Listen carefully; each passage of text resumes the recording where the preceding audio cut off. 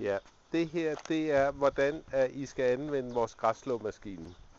Nu kan I se, når der skal hældes benzin på, så foregår det ved at sætte en trakt ned i den her.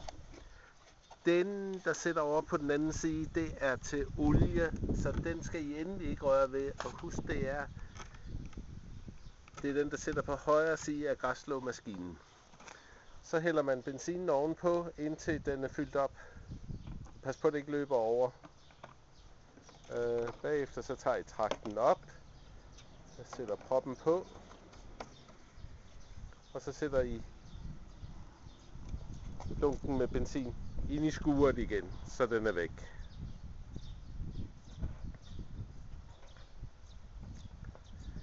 Når I så skal starte græsslåmaskinen op, så er der en rød knap her. Den skal I trykke på 3 gange. Og så sætter der et håndsving. Ja, først så skal I trække den røde tilbage, ellers så kan I ikke starte plæneklipperen. Og så trækker I håndtaget her, og så kører den. Når I så slipper den røde, så går den ud igen. Ja. Og hvis den skal være selvkørende, så er der sådan en anden stang, så kører den selv. God fornøjelse.